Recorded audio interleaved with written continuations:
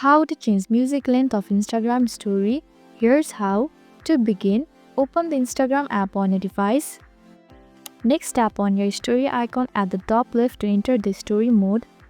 Now select a photo or a video from a gallery. Once your media is selected, tap the music icon at the top to add music to your story.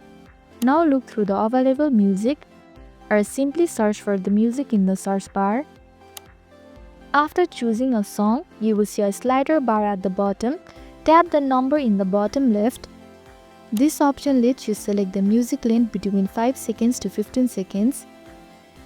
After selecting the music length, hit the done button. Moreover, drag the slider left or right to choose the exact part of the song you want. Once you are happy, hit done at the top right. And finally, hit your story to share it. And there you go. This is how to change music length of Instagram story.